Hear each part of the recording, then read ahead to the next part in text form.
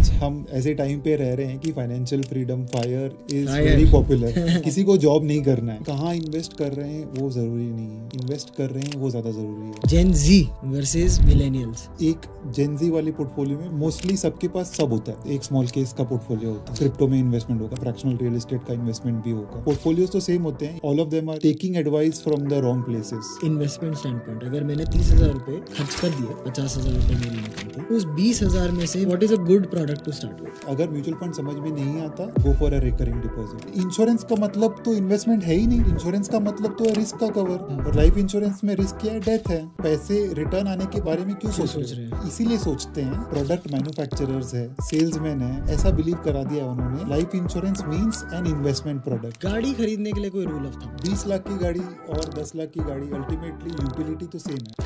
Traffic में अटकना। Traffic में अटकना।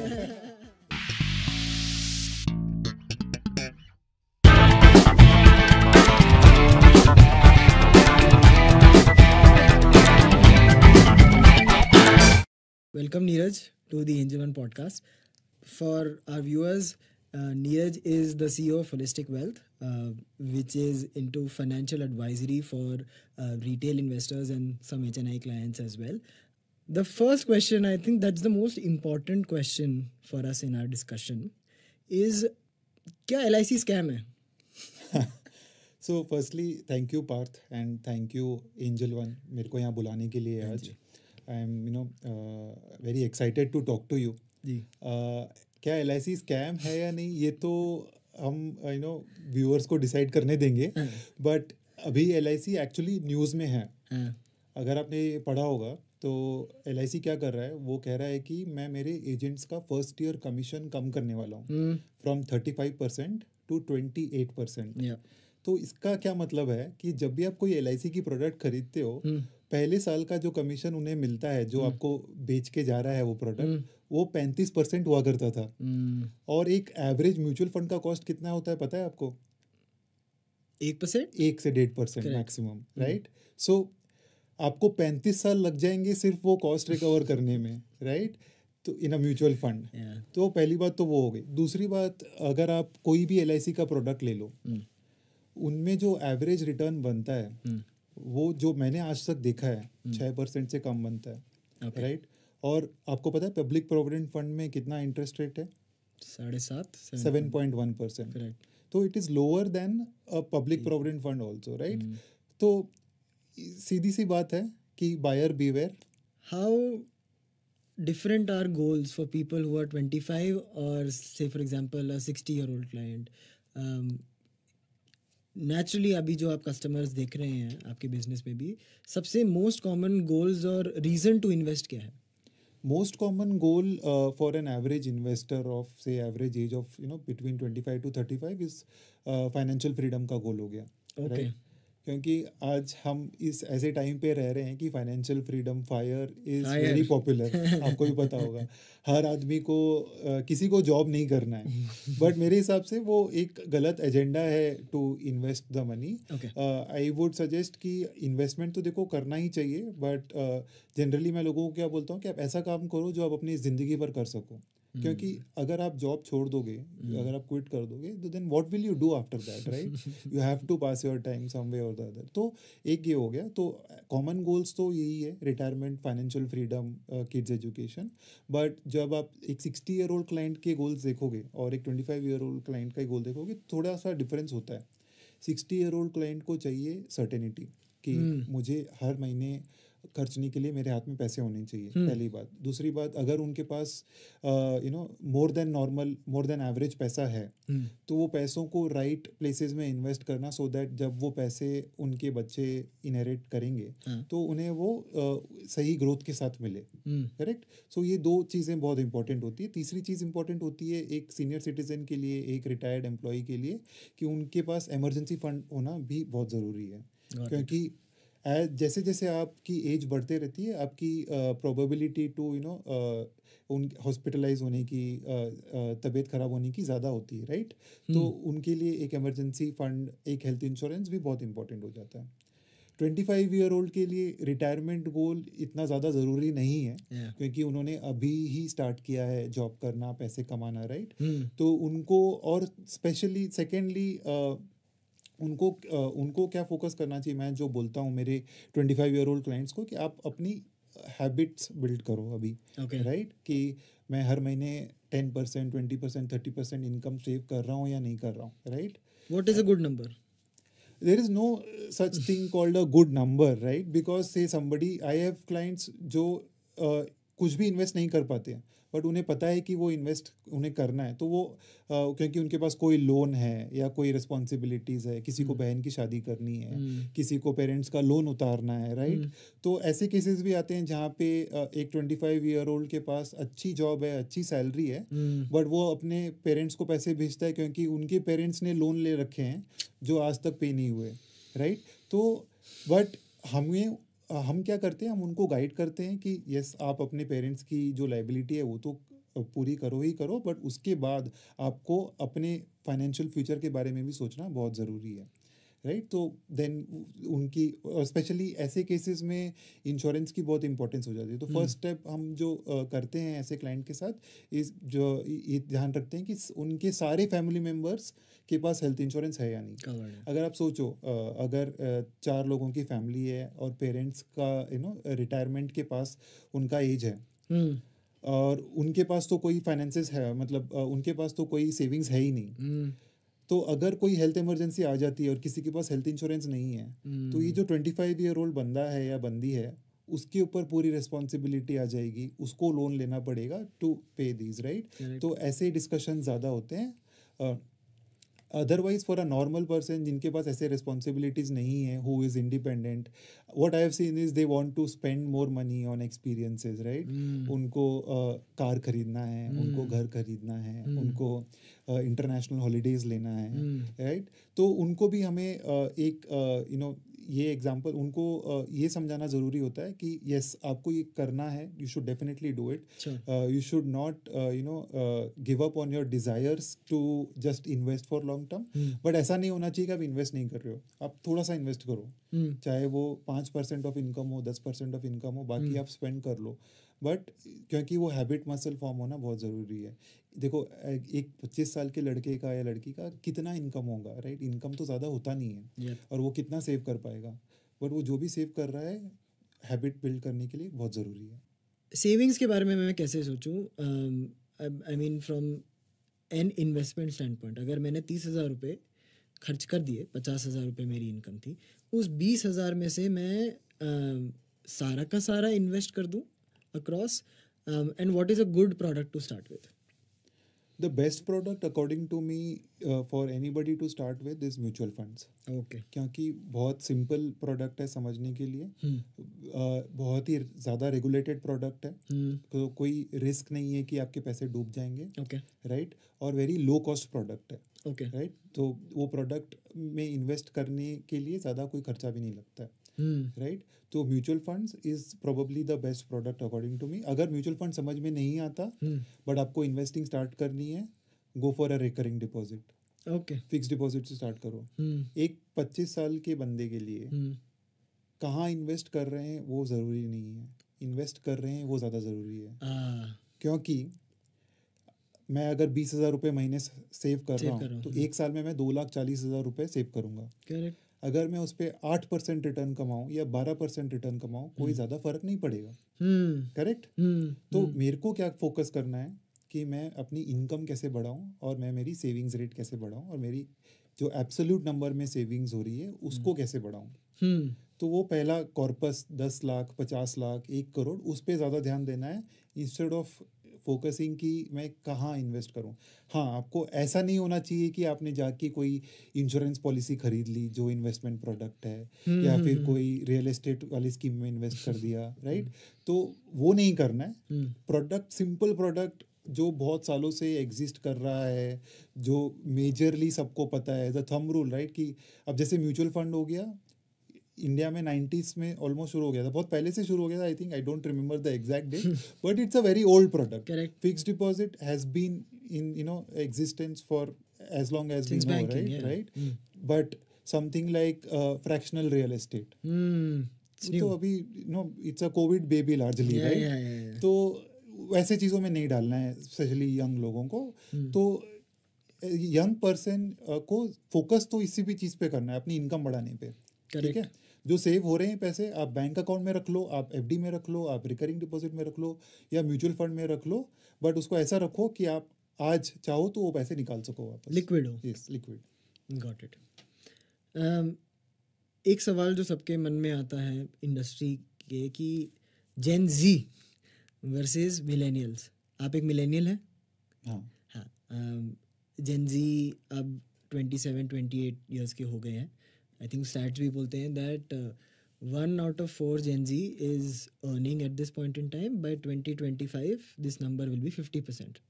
2 out of 5 or 2 out of 4 will be, every other person will be earning in the workforce. So वो कैसे सोचते हैं, and आप के सारे क्लाइंट्स अभी काफ़ी हद तक Gen Z and early earners भी होंगे, about their saving and investing habits versus millennials, और आपको ये दिखता है कि शायद वो ज़्यादा इन्फॉर्म्ड है as opposed to millennials at that age? What is the trend? आपका ओपिनियन क्या है?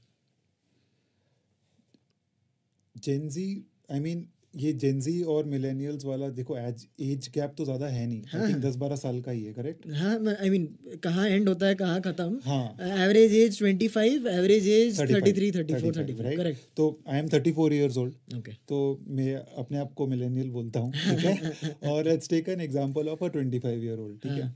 तो जैसे मैंने पहले बताया था, एक जो यंग बंदा आता है ना आजकल, उनकी सोर्स ऑफ नॉलेज क्या है, पहले उसको समझो आप। उसकी सोर्स ऑफ नॉलेज है सोशल मीडिया, करेक्ट, राइट? तो अब वो किसको फॉलो कर रहे हैं वो उनके इन्वेस्टमेंट्स में रिफ्लेक्ट करेगा, ठीक है? तो मैंने देखा है बहुत सारे क्लाइंट्स के केसेस में, हर एक के पास एक स्मॉल केस का पोर्टफोलियो होता है, हर एक के पास थोड़ा सा क्रिप्टो में इन्वेस्टमेंट होगा, 5,000 का ही होगा चाहे, ठीक है, बट क्रिप्टो में इन्वेस्टमेंट होगा, राइट? किसी के पास थोड़ा सा फ्रैक्शनल रियल एस्टेट का इन्वेस्टमेंट भी होगा, वाओ, किसी के पास म्यूचुअल फंड्स भी मिलेंगे, सबके पास, किसी के पास खुद का DIY स्टॉक पोर्टफोलियो होगा, राइट? और मोस्टली सबके पास सब होता है, ये सारी चीज़ें मिलेगी आपको, डिजिटल गोल्ड मिलेगा आपको, राइट? तो ये एक जेनजी वाले पोर्टफोलियो में मिलेंगे आपको। अगेन मैं सबके बारे में I am not representing everyone, right? But this is what I have scene normally, ठीक है? और ऐसा नहीं है कि 35-year-old का पोर्टफोलियो अलग होता है, बाय द वे, अच्छा, सेम ही होता है, क्योंकि पीपल लोगों को एग्जैक्टली पर्सनल फाइनेंस स्पेस में करना क्या है वही नहीं पता, ठीक है? मैंने भी किया है क्रिप्टो में invest, by the way, but it's just 5,000 rupees that I invested, और अब वो मेरे पैसे निकल भी नहीं रहे हैं, बाय द वे, वो वजीर एक्स का इशू होने के बाद। आई हैव सीन कि पोर्टफोलियोज तो सेम होते हैं, इन्वेस्टमेंट सेम होते हैं, क्योंकि all of them are taking advice from the wrong places. देखो, एडवाइस लेना है तो आप बुक्स पढ़ो, ठीक है? क्योंकि बुक्स में जनरली आपको अच्छी एडवाइस ही मिलेगी, कोई बुरी एडवाइस वाली बुक नहीं मिलेगी, करेक्ट? या फिर आप ऐसे पर्सन से एडवाइस लो जो फाइनेंशियल सर्विसेज इंडस्ट्री में 10 साल, 15 साल, 20 साल से है। I think on that note हम एक एक टॉपिक डिस्कस करेंगे एज ग्रुप के हिसाब से ही। One big decision in everyone's life is the renting versus buying house debate. Internet पे आग लगी हुई है for various reasons, who have given various opinions on this topic. You live in a house of your own, of course, but that you didn't probably invest or spend money in. बहुत लोगों के पास ये privilege नहीं होता है, and they're still living in rented accommodation. Marriage also plays a vital role in this, कि वो इमोशनल रीज़न या सेफ्टी रीज़न होता है दैट खुद का घर होना चाहिए फिर स्टार्टिंग अ फैमिली, काफ़ी लोगों के दिमाग में होता है. You would have seen your parents generation, आपने अपना एग्जाम्पल देखा है और आपने आपसे यंगर ऑडियंसेस का भी एग्जाम्पल देखा है. Have you drawn a conclusion और फ्रेमवर्क कि इस बेसिस पे डिसीजन, सही गलत तो मुझे पता है सब्जेक्टिव होता है, बट इस बेसिस पे लोगों को डिसीजन लेना चाहिए? देखो, घर खरीदने का डिसीजन ना फाइनेंशियली अगर आप कभी भी लोगे तो renting will generally make sense, ठीक है? Everybody knows that. अच्छा, राइट? बट घर खरीदने मैं आप ये एक एग्जांपल पे ब्रेक डाउन करके समझा सकते हैं why does the renting equation make more sense then buying? Simple है ना, रेंटल यील्ड तो 2-3% ही है at the of the cost of my property. Correct. तो अगर मेरी प्रॉपर्टी का कॉस्ट 1 करोड़ है फॉर एग्जांपल, जिसमें मैं रह रहा हूँ, उसको अगर आप रेंट पे लगाओगे तो 15 से 20 हज़ार रुपये महीने के रेंट पे लगेगा। 3 लाख रुपए तो साल का। हाँ, मैक्सिमम 3 लाख रुपए साल का रेंट, राइट। तो 3% का रेंटल यील्ड हो गया। अब उसमें से आपको प्रॉपर्टी टैक्स जो होता है उसको भी पे करना है। अगर कुछ रिपेयर्स और मेंटेनेंस आ गया उसको भी पे करना है। तो अगर आप ओनर हो तो सारा हेडेक आपका है। बट जब आप रेंटर हो तो प्रॉपर्टी टैक्स लैंडलॉर्ड पे करेगा, रिपेयर्स और मेंटेनेंस लैंडलॉर्ड टेक केयर करेगा, आपको सिर्फ रेंट पे करना है, राइट। तो मैथमेटिकली तो देखो, generally renting will make sense, but I have not said no to any of my client to buy a house. अच्छा। तो इसमें the only thing that matters is timing of the buying of the house. कब खरीदना है, पहली बात। Okay. और दूसरी बात, कितने रुपए का खरीदना है, ठीक है। तो कब खरीदना है, मेरे हिसाब से एक somebody who is 25 years old और somebody who is in 20s, उसे नहीं खरीदना चाहिए घर। It's too early for him. Okay. Multiple reasons, आप समझो इसके बारे में। आज आप बैंगलोर में काम करते हो, मैं हैदराबाद में काम करता हूँ। अगर मेरे को कोई अपॉर्चुनिटी मिल जाती है दिल्ली में या सिंगापुर में, दुबई में, यूएस में, तो मुझे मूव करना पड़ेगा। फिर उस घर का क्या होगा? फिर मैं उसको रेंट करूँगा और 2% कमाऊँगा। हाँ, लोन भी रहेगा मेरा करस्पॉन्डिंग, पहली बात तो वो। दूसरी बात, एज अ 25 ईयर ओल्ड मेरी शादी नहीं हुई है, तो फ्यूचर में जब मेरी शादी होगी, मेरी फैमिली एक्सपैंड होगी, ये घर सही लोकेशन पे नहीं होगा, या फिर स्कूल्स के पास नहीं होगा, या फिर साइज छोटा होगा, तो मुझे घर चेंज करना रहेगा। तो एक जब आप घर खरीदने के रियल एस्टेट ट्रांजैक्शन करते हो तो बहुत सारे कॉस्ट होते हैं उसमें। सिर्फ cost of buying the house नहीं है, आप ब्रोकरेज पे करोगे, आप स्टैम्प ड्यूटी पे करोगे, आप रिपेयर फर्निशिंग पे खर्चा करोगे, राइट। तो वो सब चीज़ें ऐड हो जाती है, करेक्ट। अगर आप उसको मल्टीपल टाइम्स करोगे तो आपका जनरली लॉस ही होता है, ठीक है। बट तो फाइनेंशियल पॉइंट ऑफ व्यू से नहीं देखना है जब घर खरीदना है, because it's an emotional decision, right. सबको अपने घर में रहना है, किसी को किसी और के घर में नहीं रहना है जो आपको बार बार बोले कि क्या कर सकते हो और क्या नहीं कर सकते हो, ठीक है। बट उसको सही टाइम पे खरीदो, generally in your 30s when you are more settled, जब आपको पता है कि आप अपनी लाइफ कहाँ स्पेंड करोगे, कहाँ आपके किड्स हो जाएंगे, वो कौन से स्कूल में जाएंगे, that is the best time to do it. Then one more thing to look at is, जब आप घर खरीद रहे हो, कितने का घर खरीद रहे हो? Okay, is there a rule कि, मतलब समझ गया, बट ऐसा कुछ फ्रेमवर्क कि मेरे इनकम का इतना एक्स होना चाहिए मेरा ईएमआई, या इतना परसेंट होना चाहिए? इफ इट्स अगर 25 से 30% के आसपास है आपका EMI, then probably you are in a good position. समझ गया। क्योंकि 25 से housing is the biggest cost for anyone, correct. तो अगर हाउसिंग जो मेरा बड़ा खर्चा है 25 से 30% ऑफ माई इनकम हो जाता है, तो other house hold expenses, school fees will be another से 30 to 40%, and you can save 20-30% of your income for your other goals, right. फिर इनकम बढ़ते रहेगी तो ईएमआई तो सेम ही रहेगा। तो जैसे जैसे इनकम बढ़ते रहेगी फ्यूचर में, वो आपके सेविंग्स और इन्वेस्टमेंट्स में ऐड होते रहेगा। गाड़ी खरीदने के लिए कोई रूल ऑफ थंब? गाड़ी खरीदने के लिए देखो कोई as such rule of thumb नहीं है। एज लॉन्ग एज आपकी फाइनेंसेस अलाउ करते हैं, आप कभी भी खरीद सकते हो गाड़ी, ठीक है। बट 20 लाख की गाड़ी और 10 लाख की गाड़ी, अल्टीमेटली यूटिलिटी तो सेम है। ट्रैफिक में अटकना है, ट्रैफिक में अटकना है एसी में बैठना है और ट्रैफिक में अटकना है, ठीक है। तो जितने ज़्यादा डीपर पॉकेट और आपकी ईएमआई की अफोर्डेबिलिटी, उतनी महंगी गाड़ी खरीदो। क्योंकि आपको एग्जांपल लेते हैं, अगर 5 लाख की गाड़ी खरीद रहे हो और 1.5 लाख का डाउन पेमेंट कर रहे हो, तो अगर 3.5 लाख का लोन है 3 साल का, सिर्फ प्रिंसिपल हम कंसिडर करते हैं तो 10,000 रुपये महीने का प्रिंसिपल पेमेंट हो गया, तो वो अफोर्डेबल है, राइट। तो ऐसी बात नहीं है कि गाड़ी खरीदने के लिए आपको बहुत सोचना है या बहुत मैथमेटिक्स करना है। महंगी गाड़ी भी खरीदो, मैं ये मना नहीं कर रहा हूँ कि महंगी गाड़ी मत खरीदो, बट सही टाइम पे खरीदो। मैंने जो पहली गाड़ी खरीदी थी, हमारी फैमिली की जो पहली गाड़ी थी वो सेंट्रो थी। ओके। उसके बाद we upgraded to i20। Okay. ठीक है। और उसके बाद now I drive a jeep compass. So you upgrade your lifestyle based on your increase in your income and your financial situation. Simple as that. Nice. एक आपके लिए तो obvious, लेकिन बहुत लोग अंडररेटेड कहते हैं, मैं उसको अंडर एक्सप्लेन्ड कहता हूँ. The most under explained financial product at this point in time could be insurance, right? For someone to know about. How do you explain insurance to a 23-year-old? Okay, a very good question. So let us first understand the meaning of insurance. Insurance का मतलब क्या है? Anything which covers my risk. ठीक है? तो insurance का simple मतलब है रिस्क का कवर. अब एक इंडिविजुअल और एक नॉर्मल पर्सन की लाइफ में क्या क्या रिस्क होते हैं उनको लिस्ट आउट कर देते हैं. ठीक है. तो पहला रिस्क हो गया एक्सीडेंट का. ठीक है. दूसरा रिस्क हो गया कि कोई बीमारी हो गई, हॉस्पिटलाइजेशन होगा. तीसरा रिस्क हो गया डेथ का. ठीक है. तो ये 3-4 बड़े रिस्क हैं जी. राइट. तो इन रिस्क को कवर कैसे करना है उसके बारे में सोचो.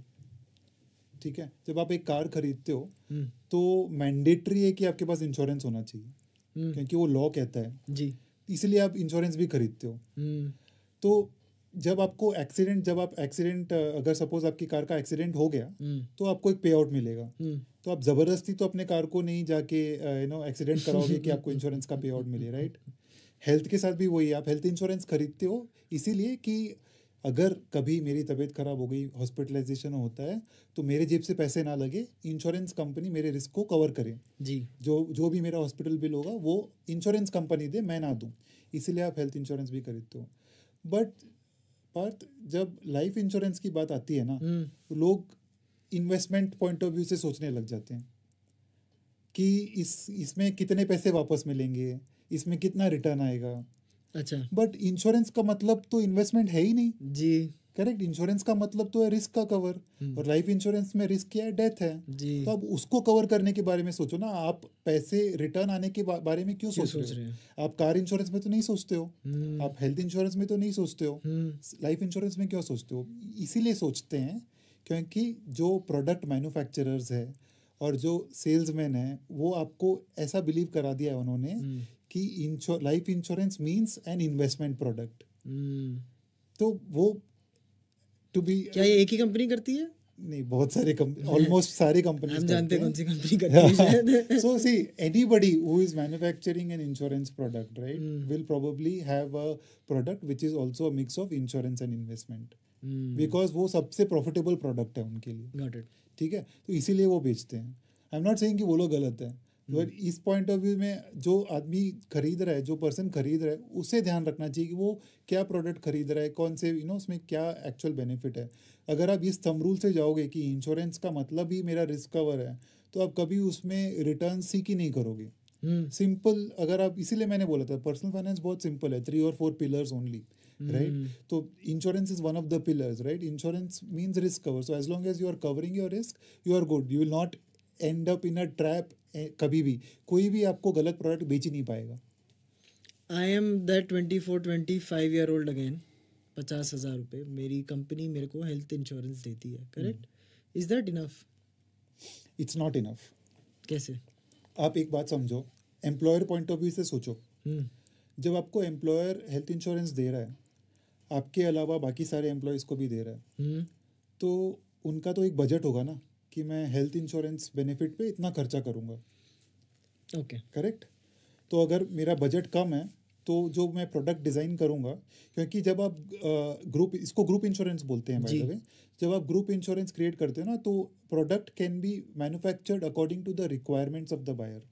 तो company can work with an insurance company कि मेरा बजट इतना है, इतने एम्प्लॉयज़ को कवर करना है, तो आप बताओ क्या क्या बेनिफिट्स पॉसिबल होंगे with in my budget.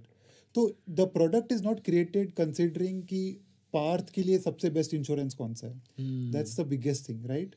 Second is the amount of cover. Generally कितना होता है? 3 lakhs to 7 lakhs is what I have scene. Employer जो हेल्थ इंश्योरेंस प्रोवाइड करते हैं. बट आप सोचो 20 दिन 25 दिन की हॉस्पिटलाइजेशन हो गई तो कितना बड़ा बिल आएगा. तो बाकी का कॉस्ट कौन कवर करेगा? राइट. हॉस्पिटलाइजेशन हो सकता है ना, एक्सीडेंट हो सकता है, बिकॉज जिसकी वजह से सर्जरीज हो या एक्सीडेंट हॉस्पिटलाइजेशन हो, कुछ भी हो सकता है. बहुत सारे केसेस देखे हैं जहाँ पे 30-year-old का भी हॉस्पिटलाइजेशन हो रहा है. राइट. तो वो एक केस हो गया. लास्टली जब आप एम्प्लॉयर इंश्योरेंस पे डिपेंड करते हो, तो सपोज आपने जॉब क्विट कर दी, सपोज आप ब्रेक ले रहे हो अपने एम्प्लॉयमेंट में से, सपोज आपने परमानेंटली क्विट कर दी और आप रिटायर हो गए, हर केस में आपके पास इंश्योरेंस नहीं रहेगा, क्योंकि एम्प्लॉयर इंश्योरेंस तो तब तक ही है जब तक आपका कंपनी के साथ जॉब एक्टिव है, करेक्ट। और उस दिन अगर आपकी कोई डायग्नोसिस है, आपको कोई भी बीमारी हो गई, simple thing like basic things like very high diabetes, जहाँ पे आपको इंसुलिन लेना पड़ रहा है, या फिर high BP from a young age, right, या फिर कोई और डायग्नोसिस, राइट, मैंने बहुत बेसिक एग्जांपल्स लिया, तो आप इंश्योरेंस कंपनी के लिए अनइंश्योरेबल बन जाते हो। देखो आज प्रोडक्ट्स है जो बीपी डायबिटीज़ को भी कवर करते हैं, बट वो मैग्नीट्यूड पे डिपेंड करता है कि डायबिटीज़ और बीपी का मैग्नीट्यूड क्या है, but there could be case जहाँ पे आप अनइंश्योरेबल बन गए। अगर आप अनइंश्योरेबल बन गए तो फिर आपके पास तो इंश्योरेंस रहेगा ही नहीं। हेल्थ इंश्योरेंस एक ऐसी चीज़ है जो आप जब तक अलाइव हो तब तक उसको यूज़ करोगे। पर्सनली मेरा हेल्थ इंश्योरेंस जो है वो 1 करोड़ का कवर है। So high health insurance is also very important. Let me tell you why. So high health insurance इसीलिए इंपॉर्टेंट है दो चीज़ों को कवर करने के लिए। एक तो हो गया tail risk event. Tail risk event का ये मतलब हो गया कि मैंने अभी जो एग्जांपल दिया था 20 से 25 दिन की हॉस्पिटलाइजेशन, कोई बड़ी बीमारी जी, उसको कवर करने के लिए, क्योंकि 5-10 लाख की इंश्योरेंस से कुछ नहीं होगा वहाँ पे। तो वो एक चीज़ हो गई। दूसरी हो गई इन्फ्लेशन को कवर करने के लिए। अच्छा, जब अगर एक 25 साल का बंदा इंश्योरेंस खरीद रहा है तो अगर वो 100 साल तक जिएगा तो उसको तो 75 ईयर्स के लिए इंश्योरेंस चाहिए, करेक्ट। तो आज अगर मैं सिर्फ 5 लाख का इंश्योरेंस खरीदूं तो 20 साल बाद तो उसकी वैल्यू क्या रह जाएगी बिकॉज ऑफ इन्फ्लेशन, राइट। इसीलिए जितना हाई हो सके उतना हाई खरीदो। Got it. I think insurance पे तो हम एक अलग सीरीज कर सकते हैं नीरज के साथ, इतने क्वेश्चंस हैं आंसर करने के लिए। अभी I think early decisions of taking certain products के बारे में बात करते हैं। There is a myth, at least मेरे टाइम पे थोड़ा था, कि only rich people can afford credit cards. ये क्यों है? ये ऐसा क्यों था? Why has there been a taboo about credit cards in India, जहाँ पे अगर हम कंपेयर करें वेस्टर्न इकोनॉमीज़ पे तो multiple credit cards and multiple credit lines होती है लोगों के पास। ये where do you think this came from? And ये शिफ्ट हो रहा है माइंडसेट डेफिनेटली शिफ्ट हो रहा है। It's because of the traditional mindset where we are coming from, right. Again our parents, grand parents never use these products. पहले उतना था भी नहीं, right. I mean pre 2000 era credit cards were not so prevalent in India. I remember my dad started using credit card somewhere in 2004-2005, ठीक है। और तो वो मिथ है, लोगों को लगता है कि क्रेडिट कार्ड से आप डेट ट्रैप में आ जाओगे, आप बहुत लोन्स ले लोगे, आप ज़्यादा पैसा खर्च करोगे। तो ये है, देखो थोड़े लोग करते भी है, ऐसा नहीं है कि लोग नहीं करते, बट मैं जनरली सबको क्या एडवाइस देता हूँ कि आप क्रेडिट कार्ड को यूज़ करो। अगर आप स्मार्टली यूज़ कर सकते हो तो पहली बात तो आप बहुत सारा रिवॉर्ड्स और रिटर्न उसमें से जनरेट कर सकते हो, but putting that aside use it as a tool, right, financial tool like any other financial tool that you use. आप बैंक अकाउंट यूज़ करते हो पैसे रखने के लिए, तो क्रेडिट कार्ड यूज़ करो कि अपने घर का जो खर्चा है वो उस पर आप डाल दो, सो दैट आपको your life becomes easier, right. Ultimately it's a tool to make life easy. तो उस पॉइंट ऑफ व्यू से देखोगे तो credit card is a fantastic tool. मेरा जो पहला क्रेडिट कार्ड था, I got it as a 22-year-old। Obviously I fancy credit cards available नहीं थे क्योंकि मेरी इनकम कम थी। तो मैंने क्या किया, मैंने एक फिक्स डिपॉजिट क्रिएट किया था और उस फिक्स डिपॉजिट के अगेंस्ट बैंक ने मुझे क्रेडिट कार्ड इशू किया था। ये अभी भी शायद सबसे कॉमन वे है to get your first credit card. This is probably the best way to get, since क्योंकि अगर आप अभी इनकम अर्न करना स्टार्ट कर रहे हो तो आपके पास तो कोई क्रेडिट हिस्ट्री है नहीं, कोई क्रेडिट स्कोर बिल्ड नहीं हुआ तो कोई भी आपको कोई क्रेडिट प्रोडक्ट ऑफर नहीं करेगा। Simple business owner point of view से समझो कि आपको अगर कोई हिस्ट्री नहीं है तो आपको कोई भी लोन का प्रोडक्ट नहीं देगा। तो इस केसेस में क्या कर सकते हो कि आप एक एफडी बनाओ और उस एफडी के अगेंस्ट आप क्रेडिट कार्ड ले सकते हो। तो अगर एफडी सपोज आप 1 लाख रुपए की कर रहे हो तो आपको 60% to 80% ऑफ दैट एफडी का क्रेडिट लिमिट का कार्ड मिल जाएगा। Got it. 50 to 60% of FD. Generally depends from bank to bank, but 60-70% is what I have seen. Got it.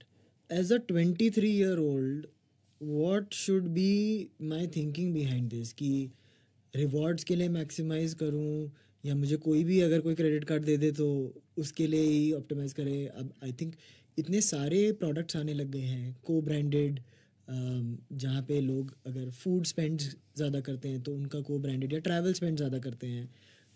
What is a good starting point for a 23-year-old? So for a 23-year-old, see, firstly, let me explain कि credit card में किस type के rewards होते हैं. जी. ठीक है. पहला तो होता है कि आपको स्टेटमेंट क्रेडिट मिल गया, कैशबैक. जी. ठीक है, कि आपने 100 रुपये स्पेंड करें तो 1 रुपये से 5 रुपये तक आपको वो क्रेडिट कार्ड वाली कंपनी आपकी स्टेटमेंट में वापस डाल देगी. ठीक.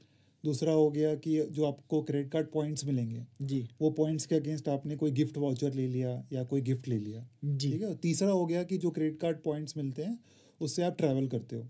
ओके. तो हाईएस्ट जो आपका रिवॉर्ड रेट होता है, इफेक्टिव रिवॉर्ड रेट जिसे हम कहते हैं, वो ट्रैवल वाले रिडेम्पशंस में ज़्यादा होता है. ओके. तो अगर आप क्रेडिट कार्ड पॉइंट्स अर्न कर रहे हो, अगर आप उसको ट्रैवल के लिए यूज़ करोगे तो आपको सबसे ज़्यादा अपने खर्चे पे रिटर्न मिलेगा. ठीक है. बट एक 23-year-old के लिए ये वाले कार्ड्स पॉसिबल नहीं हो सकते हैं प्रॉबली, जनरली, क्योंकि ये कार्ड्स के लिए आपकी एलिजिबिलिटी ज़्यादा होती है. जैसे जनरली मैंने देखा है कि जो भी बेसिक ट्रैवल कार्ड है उसका भी मिनिमम इनकम रिक्वायरमेंट है 6 lakh rupees per year. Got it. ठीक है. उसके बाद अगर आपको अपने क्रेडिट कार्ड पॉइंट से ट्रैवल करना है तो खर्चा भी तो ज़्यादा करना पड़ेगा ना. सपोज अगर मुझे 1 लाख रुपए का हॉलीडे चाहिए, right, through credit card points, तो और मेरी जो क्रेडिट कार्ड से रिटर्न रेट है वो अगर 10% भी है, 10% तो मैं ज़्यादा बोल रहा हूँ, बट हम एग्जांपल के लिए ले रहे हैं 10%, तो भी आपको 10 लाख रुपए तो खर्च करने पड़ेंगे ना. जी. तो वो एक 23-year-old के लिए पॉसिबल नहीं है. जी. तो 23-year-old को कहाँ स्टार्ट करना चाहिए?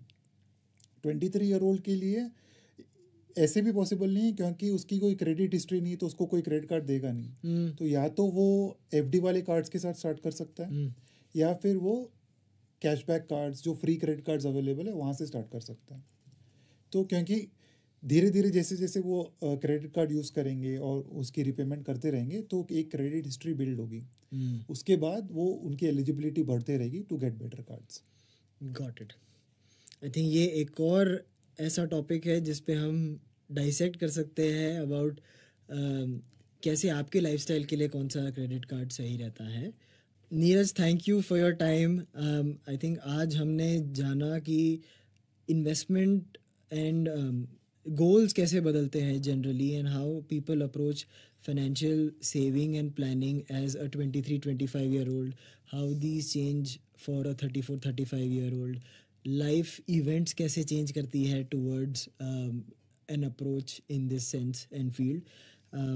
There are many things that we need to unfold, which is the entire insurance space, which is the entire mutual fund space, and which is the entire conversation that we had around credit cards especially. We will do a separate episode on each of these with Neeraj hopefully soon, and bring more light to some of the things that we missed out speaking about today.